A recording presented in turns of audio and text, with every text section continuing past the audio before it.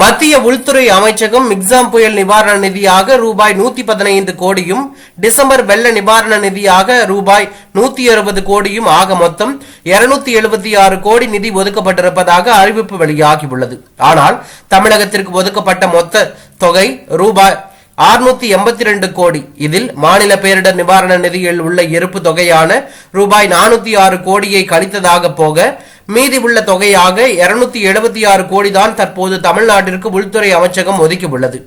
நாம் கேட்ட நிவாரண நிதி ரூபாய் 38,000 கோடி. ஆனால் மாநில பேரிடர் நிவாரண நிதியில் ஏற்கனவே இருந்த 406 கோடியை விடுவித்து மீதி உள்ள ரூபாய் 276 கோடியை தான் தமிழகத்திற்கு நிவாரண நிதியாக மத்திய அரசு வழங்கியுள்ளது. இந்த நிலையில் இது தொடர்பாக முதலமைச்சர் மு.க.ஸ்டாலின் வெளியிட்டுள்ள அறிக்கையில், மிக்ஸாம் புயல் மற்றும் வெள்ள பாதிப்புகளுக்கான நிவாரண தொகையாக தமிழ்நாடு கோரியது 37,907 கோடி ரூபாய்.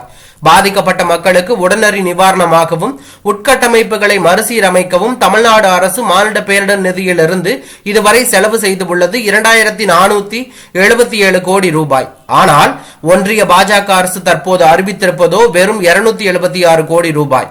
இதுவும் நாம் உச்சநீதிமன்றத்தை நாடிய பிறகே அறிவிக்கப்பட்டுள்ளது. தமிழ்நாட்டிற்கு நிதியும் கிடையாது, நீதியும் கிடையாது என வஞ்சிக்கும் ஒன்றிய பாஜக அரசின் ஒவ்வொரு செயலையும் நம் மக்கள் பார்த்து கொண்டுதான் இருக்கிறார்கள் என ஸ்டாலின் குறிப்பிட்டுள்ளது பரபரப்பை ஏற்படுத்தியுள்ளது.